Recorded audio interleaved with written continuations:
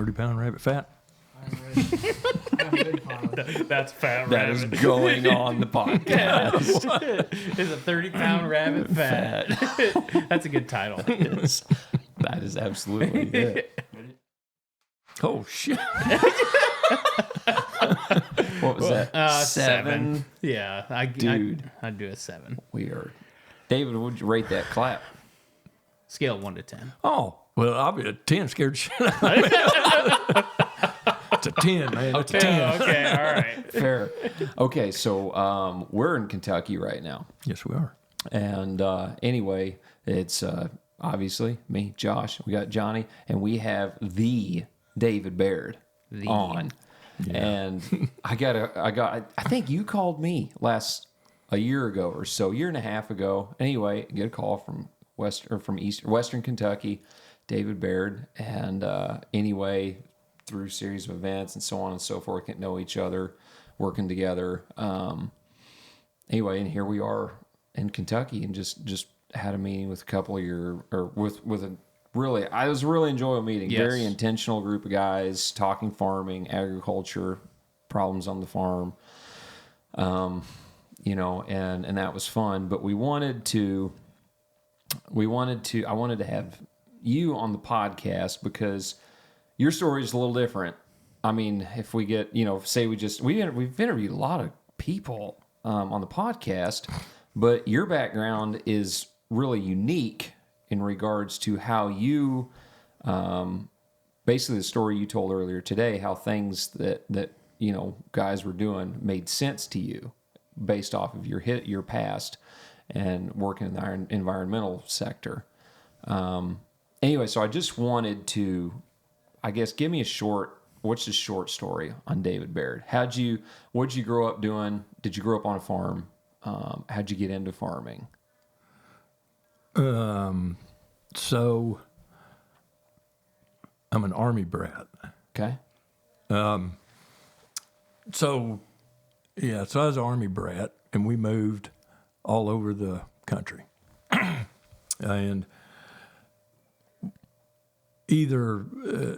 so me and my brother, every summer, we'd get shipped back home to the farm. So we spent our summers at farm in Union County. Okay. Except a 3-year stint in England. We didn't come home. So, coming home to the farm and, that's all I ever wanted to do. Fast forward, Dad retired in 80, I think. So then we did move back to the farm. So then I went to high school out here and started working for cousins farming. And thought that's what I was going to do. Went to college at Murray and was on the rodeo team at Murray. So when I graduated, I'm like, man, I want to stay in rodeo. So I stayed at Murray for 7-8 years. And so I got a master's degree in safety and environmental. Because everybody's like, man, that's the hot new thing. People make a lot of money, da-da-da. So I graduated in, December of 90? Yeah, December of 90, graduated. Got married that summer in 91. And, you get that really like, shit, you got a job. Yeah. So I was looking for jobs up in Henderson, just getting a job. Well, I couldn't, it's kind of hard. So my dad was like, because he was with his brother at Saturn Machine, he's like, we'll give you some work. You go up there and tell them guys that you went to interview with that, look, don't hire me. I'll just do some contract work. So I started doing that while I was still looking for a job. And picked up a little more contract work, and I like this much more than just getting a job. So I started the environmental company. And, through the 90s, well, at first I was just doing consultants type stuff, but then in the 90s, was the big underground storage tank push. Everybody had to have their tanks out of the ground upgraded or replaced. So there's a lot of tanks coming What was out the of the push ground. for that? Why? Regulatory requirement. Oh, really? Yeah, December of 98, either your tanks had to come out of the ground, they had to be upgraded or replaced. Okay. So there are a lot of tanks coming out of the ground. Wow. And, and with a lot of tank removals, a lot of contamination. A lot of tanks leaked, a lot of pipelines leaked. So that was a good time. Yeah. What kind of tanks? Was it oil filled or gas? No, good gas, diesel. Okay. Yeah. Like at gas stations? Gas kinda? stations, yeah. Got it. Okay. Yeah. And so, we were pulling tanks, cleaning up sites. The deadline for that was December 98. So, 98 was crazy busy. Yeah. 99 was still busy because of the carryover work. So I'm thinking, all right, now what am I going to do? I got to come up with something, that, because there was a lot of companies out there doing this. So I'm like, man, I got to come up with something that, every swinging dick and his brother is not going to do. So I thought, well, we'll parlay our underground storage tank work and knowledge into cleaning big above ground tanks. So I went and bought a liquid ring vac truck and a blaster, and just thought it'll just happen. And up to that point, I think the most money I'd ever borrowed was $50,000 to buy a geoprobe. So, and I think I borrowed $300 and something to buy this vac truck and blaster. And a vac truck's just what it sounds like. It's it'll have a 15-yard tank on it and just a huge blower that creates a vacuum. Okay. Water blaster's just what it sounds like. Just think souped up pressure washer. The ones we had were like 325 horse.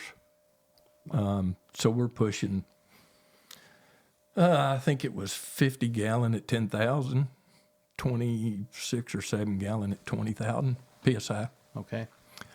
So that was the work. Farmer Plath, I'm like, man, they blow a lot of hoses. Oh, yeah. And we got, you tie them together or just get a 600 horse pump and push 100 gallon at 10,000 PSI. I mean, you can do some serious destruction with that kind of, but anyway, so that turned out to be a tougher transition starting that company. Golly, I bet the first couple years, I was probably maybe a half a step away every day from bankruptcy, but we finally dug out of it. And so I had both companies, and the industrial services company started taking off and doing pretty good. And so, we had a core bunch of work around the Henderson tri-state area, and then we cleaned tanks for about a 600-mile radius. Oh, wow. Big area. Yeah. Yeah. Got it. So I think of course, always, and always joked around and like, all right, the only reason I got these companies is so I can farm. Yep. Yeah.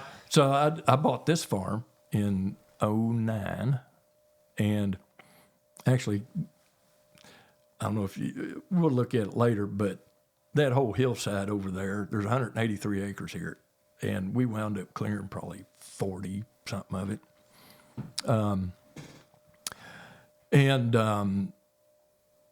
So, I had this, and then up until I sold set, farming was more my respite than anything. I had a few hundred acres. So I sold the industrial services company in 2018 and bought some more ground and started full time. I still own the environmental company, Okay. and I consult for the industrial services company I sold. Gotcha. Okay. Are you going to transition more to farming? You like the balance? The balance makes farming easier. True that. Keeps my wife happy. There you go. Yeah.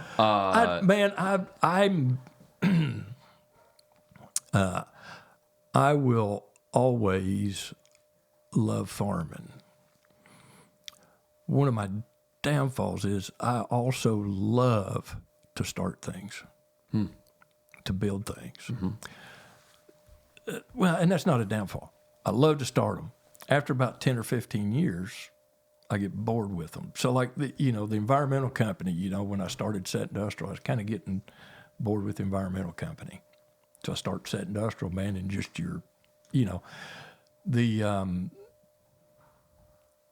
I don't know if adrenaline's the right word, It's adrenaline. I think people, it's adrenaline. Yeah. I'm one of these guys. Oh, yeah. And if I'm not stressed out, I'll go nuts.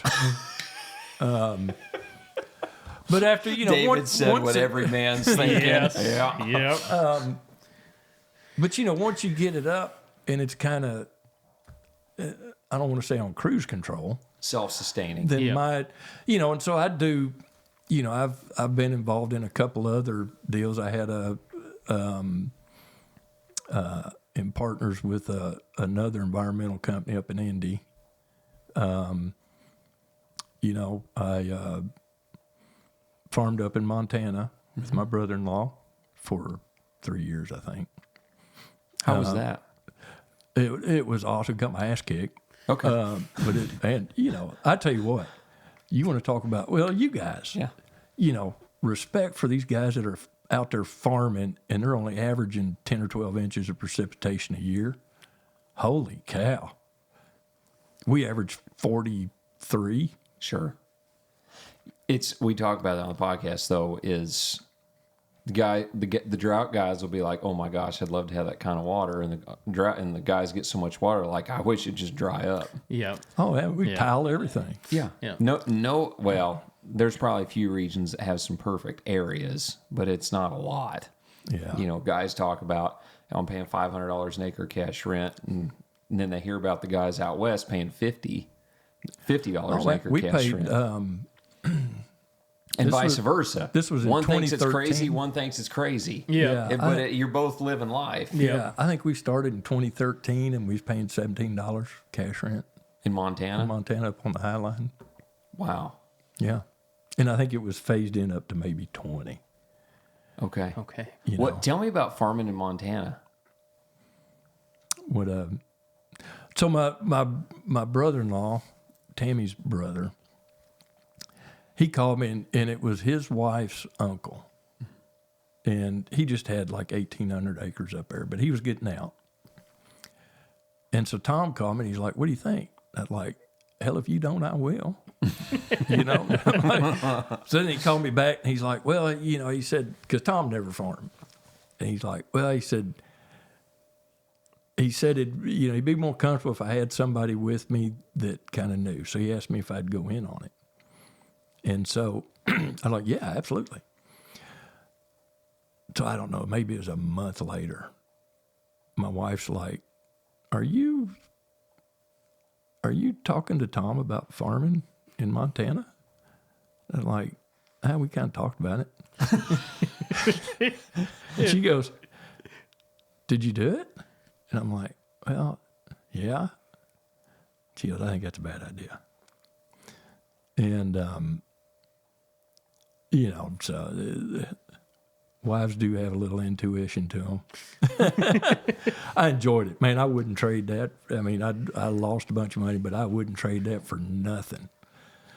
There's nothing like, so is 1,800 acres, and the backfield was 1,000, just one. Okay. And Yep.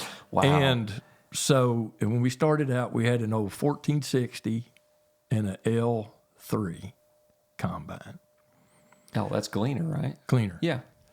So, I mean, when you pull into a 1,000-acre field with a 20-foot header and you're making that first round, you're thinking, holy shit, What am I doing I here? am never going to get done. And there's no cell phone service up there. So if something happened, or you needed, you had to jump in the truck and drive the 20-something miles back to Malta to make a phone call. Wow. So we bought an old Hagee sprayer from a guy in Iowa, and they shipped it up there. And I'd like, man, you think this thing's field ready? Yep, it's ready. We went through it, everything. So we get it up there, and we can't get it to prime. We can't get it to do anything. Just like, jump a truck, drive 25 miles. Say, man, this thing won't do anything. He's like, well, try this. All right. Drive 25 miles back. That didn't work. Drive 25 miles back. So after that, I got a satellite phone. I bet It's you like, did. we can cash flow a phone we real ain't doing fast. this anymore. So, but yeah, it's awesome. It was awesome. Really? Yeah. And you start to, or at least me, it's really enjoyable to learn how other people farm and do stuff. Yep. It's, and even like when I had the industrial services company and I'd drive around quoting tank bids, and we'd go down to, down around New Orleans and Baton Rouge and stuff, and I'd look at a tank, and them guys would be out there harvesting cane. And I'd just sit over and park and watch, and I really wanted to go up there like, hey man, can I, tell me all about it. I want to ride with you, whatever. But I'd just sit over and watch them. But so,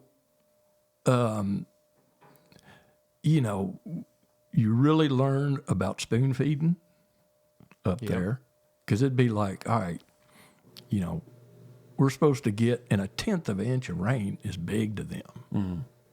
So you think, all right, we're supposed to get this little rain. Are we going to get it? All right, well, I think we do. All right, well, we'll dribble on a little more nitrogen then, or just dribble a little, dribble. The wheat up there is a lot of that food grade stuff, so protein content, and then you take stuff to our elevator here, you might get docked for material or something. They had a whole list of stuff they docked you on, man. Like, holy cow. Then, just the driving, 50, 60 miles to the elevator. When here, it's right here. Yeah. Everything is rail-based. So think about, during that time period, the Bakken was kicking. The what? The Bakken oil field. Oh. So that took all the rail traffic. Oh. Okay. So, the elevator go, hey, we're full. And maybe we'll get some rail cars next week. You think, what do you mean you're full? This is not an option. So you get, you learn, man, you really appreciate the rain. Really appreciate that river. Right here. Yeah. Just for availability of stuff. Oh my God. Yeah. Barge drive. I mean, the elevators, you're just, man, you really appreciate that river. Till it goes dry, and then, but you realize how good you've got it in the place you're at. Sure. Pay more premium, rent, things like that, competition. Yeah. But, yeah. Now, in hindsight, I wish that, when we got married, or any time through the 90s and early 2000s, I'd have been up there buying up ground. Because, a lot of that stuff, at least, and I'm not talking like around Bozeman and stuff, but up central north, northeast. In a lot of that crop ground, even, I mean, $500 an acre. Wow. Go price it now. Oh, I bet it's unreal. Yeah. A lot higher. Yeah. I mean, and stuff that, and they're talking, God, 35, 40 acres per animal unit. $1,500 an acre. Yeah. Do the math on Yeah. that. Wow. When you can come down here, you can buy some pasture ground for maybe you even got to pay $6, but you can run 1 acre per animal unit. Yeah. Yeah. Wow. So Yeah. David, how's steel made? I know what you're thinking. I know what you're thinking. Dumb question next. no, Right before we started, David goes, you know how steel's made, right? And you were talking about something being dirty. no, we were talking about. It started off with carbon, and then all the uses of carbon, and then it went into. Yeah, I don't know. It went off a rabbit trail somewhere. Yeah, we did. Because then it started with 30 pound. Is a 30-pound rabbit 30-pound fat. rabbit fat. Yeah. Yeah. Yeah. So Steel made. Yeah. Yeah. I mean, it is fat. I mean, just to clarify, 30-pound There's rabbit. no way it's not. Yeah. I mean, it's just the honest truth. yeah. Would you agree, I tell you David? what was crazy in Montana, the jackrabbits. I don't know if you get jackrabbits. I got jackrabbits. really. Holy cow! First time I saw one of them, I mean, dude, It's like a dog. holy cow! Holy ears. I Yeah. mean, yeah. So I'm trying to remember how we got down the rabbit trail of coke ovens. Coke, carbon Yeah. from coal. Yeah. Right. Okay. Yeah. So when my dad retired from the Army, he joined his brother at Saturn Machine. His brother, back in the 60s, designed an emissions-proof coke oven door. So a coke oven is just a huge, big oven that's made up of these individual ovens. Okay, and they're just right after the other. And they're tall, narrow, and however long. And so on the end, you got a door, right? So you put the doors on it, fill it full of coal, turn the heat up, and it cooks out all the impurities. So Okay. all you're left with is coke, which is carbon. If you're a blacksmith, we call it clankers.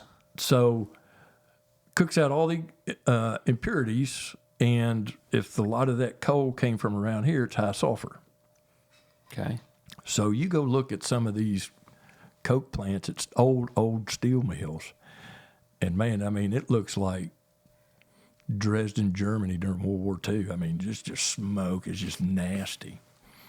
So my uncle designed a emissions-proof coke oven door back in the 60s, and never sold them.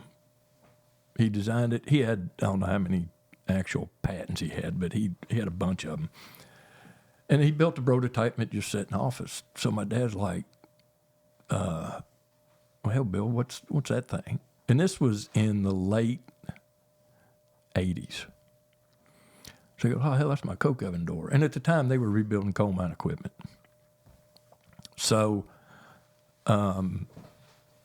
he's like, it's your what? He said, oh, it's a coke oven door. It goes, it's emissions proof. It's a patent, only patent in the world. And he's like, well, we ought to sell that thing. And Billy Ray's like, fuck him steel mills. I ain't never working in them again. If you want to sell it, sell it. So Dad wrote, letters to some of these coke plants. Well, go back to your EPA regulations. And like 1990, a lot of the Clean Air Act stuff kicked in. We're going to pause. Oh. Oh.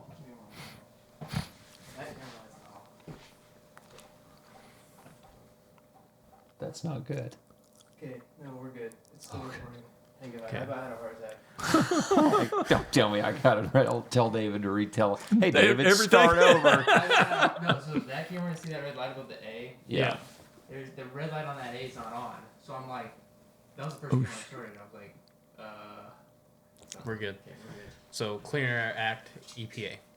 All right. Yeah, so the Clean Air Act was coming out. So, and Dad told him, he said, I tell you what, we'll give you 3 coke oven doors. Put them on. If you like them, here's how much they are. If you don't, we'll come get them. And so they put them on, and they didn't leak. So, yeah, they did pretty good. But that's where coke comes from. And coke is made in making steel. Coke's made in making primary aluminum. I've never heard the term Coke Yeah, before. neither Huh? have I. I've never heard the term Coke before. Other than Where you from, the Kansas? drink. Matter of fact. Funny you, yeah. Yeah. Like, Really? no. What is, like, Coke. It's carbon. David, I know that. Yeah, Coke got the name. So it's the coal is heated, Yeah. and then it's obviously you have a separation of product. All the impurities. And so you're left with carbon. Just pure carbon. Carbon. Okay, and the carbon is the Coke, or Yes. the impurities is the Coke? No, the carbon's The Coke. okay, the burned out product that's left is Coke. Yes. Okay. Yeah. You should watch some videos. It's pretty amazing. I got you right here. Well, I mean, to see it. Okay. To see how a Coke oven. Okay. So then, I mean, they went on and built whole Coke machines that's all fully automated and stuff. It's pretty cool stuff. Then what? Like, dude, I'm sitting here like that. Worked with a lot of metal in my life. And then what? Like, tell me more, David. I thought we were just focused on the carbon part, Coke. Yeah, that's Okay. where I'm at. All right. We can go with So, that. so let's chase another rabbit trail. Cool. Since the 30-pound 30-pound trails, rabbit. Yeah, 30-pound big rabbit. wide trail. So, and I think there's some humics that are made from bituminous humic, right? Subbituminous coal. Mm-hmm. Yeah, it's at what age point, I Yeah. believe. Yeah. age Okay. point. Okay. So I guess, I don't know. I'm trying to draw a comparison. Would Coke be that's pure carbon? Would it be as any value? Well, you just got to be very careful there. 'Cause, It's probably too damn expensive. well, okay. Yeah, there's the economical factors, but I even think about agronomic side. If you've like use rates there, I personally would feel it wouldn't be like a 1-to-1 thing, and also I would want it biologically active, some way, shape, or form. Just say, did they nuke all the biology out of it? Oh, by I guarantee you, super man. It's cooking? like Well, 1,500 degrees. Oh yeah, it's dead. Man. Yeah. Totally dead. Everything's nuked. The main reason for the biology too is putting that much carbon into a system, and it's not speaking the language yet. I mean, it goes back to carbon nitrogen It's just ratio. gonna Where you absorb, apply that, absorb, it's going to absorb. absorb stuff and not release it. Period. Oh, That's the part you would get to, and that was the part you would have to be quote unquote careful about. But because I kind of think of like biochar, okay, similar principle per se. That I've seen it work great for guys, and I've also heard horror stories based on how much immobilization of nutrients that could happen. I mean, carbon's such a unique element in the sense of it can tie up a lot of stuff fast, which, I mean, and maybe that's something to start chatting about a little bit too, is talk about the environmental science side and some of the things you saw about, doing this remediation of ground and just your experiences within that. Because I thought that was very interesting when you brought it up at the meeting today. did you hear that segue? That was pretty That awesome. was slick. That was slick. That was very slick. That was way better than I could have done. I'm like, wow. That's pretty good. I'm just gonna push my mic away now. I'm out. So the environmental stuff.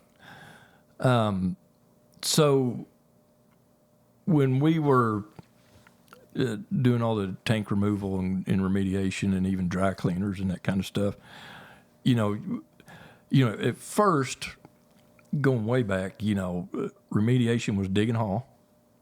If it's soil, you dig it up and take it to landfill. You just take a problem, take it somewhere somewhere else. else. Yeah. Yeah. You know, landfills could use that as their daily cover. Oh, okay. Yeah, I don't know if you know. So a landfill Oh, they got to cover all the trash with stuff every day. Yeah. And so they could use contaminated soil as their daily cover. So you would get a Okay. break on disposal rate. Interesting. Makes sense. This Never is all thought of it that way. coming. This Makes is all sense. like. Yeah. So then does the decomposition of all the trash? No, that trash in a landfill never decomposes. Okay, that's all our plastics and everything else. Yeah. So, and actually, I'm going to chase another rabbit trail. We did a job down in Murfreesboro, Tennessee, with the Industrial Services Company, and I had a liquid ring vac truck, so it was safe for flammables. And there's a landfill down there that had, you ever watched them, you look at a landfill and it's got these vents? Methane vents? Yeah. Okay. So they had some methane vents put in. Well, shortly after that, they started getting hits on their leachate water. They're what? Leachate water. David, I don't know what Okay. that is. So every Leachate. landfill is lined, right? So I'm learning. I'm it's got a okay, liner in the bottom of it. Okay. All right. That way, any contaminants that are in the trash, can't get down to groundwater and Yeah, that kind of yeah. stuff. It's Till it gets trapped. tear it's in trapped. it. So But by then it's covered. It and comes doesn't out matter. as leachate, and Okay. they have to sample that. Gotcha. So they started getting some contaminant hits on their leachate and their groundwater. So they're thinking, man, the guys that installed those vent wells punctured our liner. Poke the hole.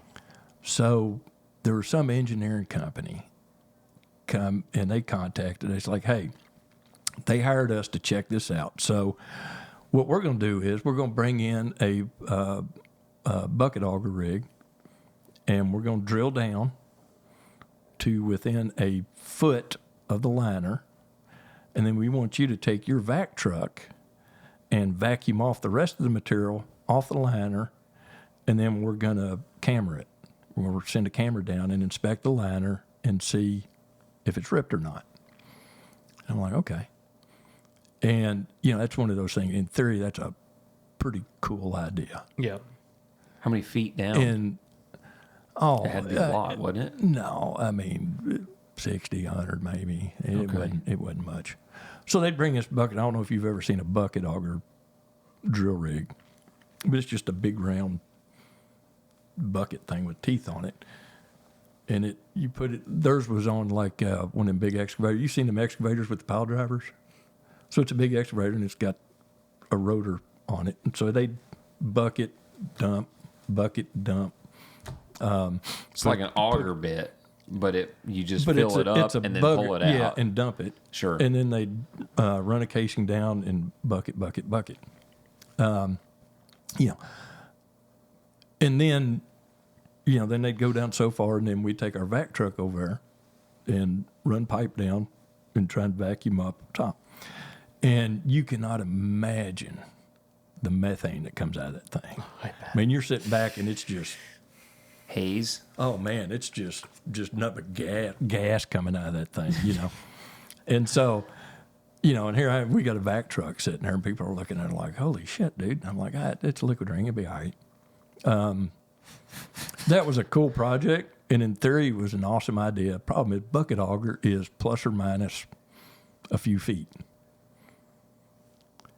So, They go most too of the far? times, Did they go too far? Most of the time, the bucket auger would rip the liner out. Oh. So, but that was a cool project. That was fun.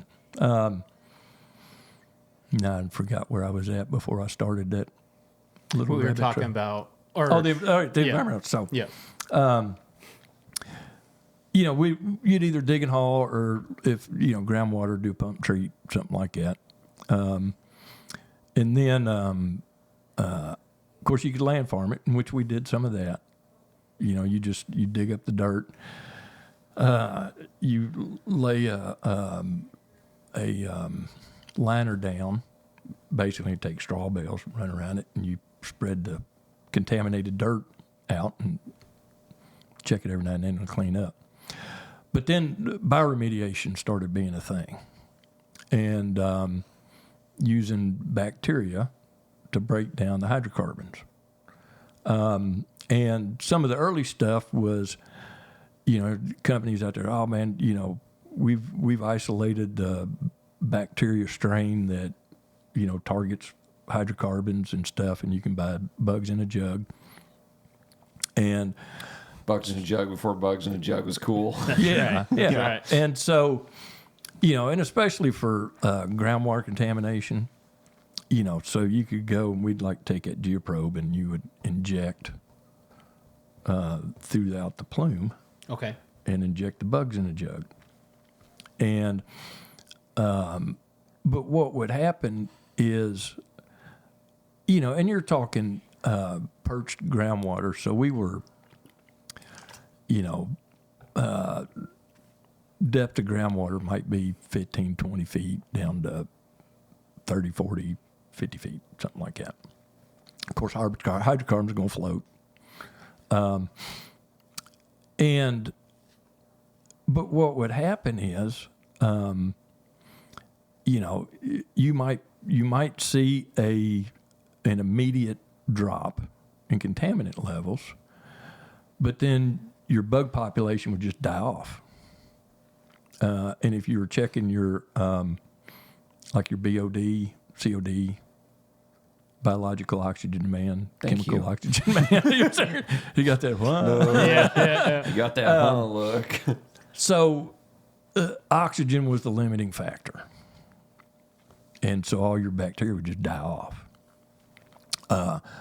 But then a company called Regenesis came out with a product called ORC, which is oxygen release compound. And I can't remember, man, I'm wanting to say it was maybe magnesium peroxide or something. Okay. I can't remember. People had tried to use hydrogen peroxide, but that is also pretty detrimental to bacteria. Yeah. So, and it was a slow release oxygen. It's an oxide, so it releases oxygen when wet. So, we would go take the geoprobe, you'd mix up a slurry and inject it in a grid pattern in your plume, and just feed the bacteria that's there. And you would find that if they had plenty of oxygen, bacteria like rabbits, they repopulate and make more bacteria, and your bacterial populations would rise, and you would see a more consistent decrease in contaminant levels. The first time I heard you tell me about that, I think it was in my shop. You didn't talk. Okay. You just talked about it real briefly, and it was a light bulb to me. I'm like, because this has nothing to do with agriculture, nothing. But it has to do with biology, right? yeah. But that's what really was so profound to me. Was I'm like, the only place you hear about this, at least that I've ever heard about it, is in agriculture. Hear about biology and da-da-da. And Yeah. Oh, no, all your wastewater treatment plants. Mm-hmm. It's all biology. yeah, but no one talks about that, David. Well, it's a shitty subject. Fair. I see what you did. Yeah, okay, that's why we don't talk about it. Yeah. So, and you said that, and it just really was like, this is a note. This is what we are trying to do somewhere else. That's used for that isn't even like, hey, this isn't even like something we got to prove. This is what we do. Yeah. This is not questionable. Like, this is measurable. This is Yeah. measured and done. Like I'll speak. I'm David for a second. My business relies on this working. Is decreasing contamination.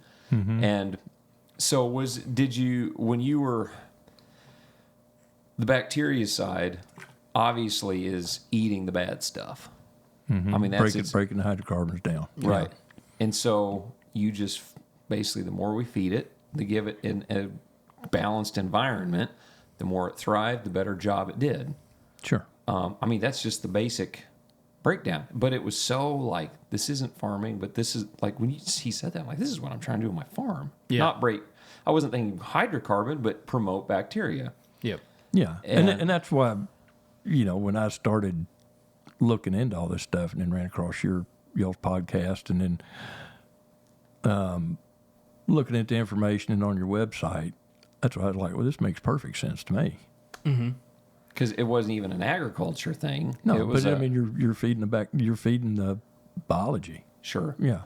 Sure. Well, we have, I'm without getting into the bugs in a jug, in agriculture and culture biologies and things like that. That's a whole frontier to be pioneered that people are doing some cool work in. Yeah. Really cool work in. There's a lot of cool stuff going on. And the part that really resonated with me when Dave shared this story just now, or even when we were at the growers meeting, was the importance of oxygen in your soil. I mean, it's important. So back in the day, and we'd get a lot of rain, and you look out at your corn plants, and they'd be all yellow, and it'd be like, God, does it need more nitrogen? Or like, no, get your plow out and plow your corn. Yeah, the row cultivator. Yeah. Yeah. So we had this talk with Shane this last summer. It's the same thing. It's like lethargic, cold, wet, corn stunted. And that's the first thing. I had the same thing in 2000. I remember early 2000s. Man, field just kept raining. Wow, this, all my nitrogen leached away. No, it just doesn't have any air. Yeah. Yeah. It's as basic as that. Yeah. And one year, I forgot what it was. I don't know what year it was. Anyhow, I planted beans out here on 30-inch rows, and I got a bunch of ORC because you start seemed like What's ORC? the oxygen release compound. Okay. And at that time, my thought process was biology had more to do with beans than corn. Okay. So I took an applicator and I knifed in ORC on my beans. Now, I think I had an old 7720 combine. My yield monitor was, that looks like more than More than the last pass. It was So, to hear on the window. I don't know as if it, and it wasn't a year that, we had a bunch of rain that compacted and crusted over and that kind of stuff. So I don't know as if it added much to it, but I did try it.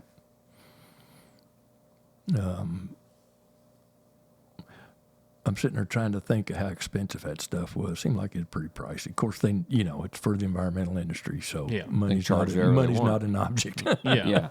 Charge whatever you want type thing. Yeah. Well, and also, too, our plants are helping drive that system, too. Plants are going to help with that system as well as getting oxygen into the soil. It's just one of those things like talking about biology and everything that's going on. It's just like there has to be a food source, too. So you got to make sure that proponent's there, and you got to make sure that there's going to be oxygen present if you want the aerobic bacteria to survive, period.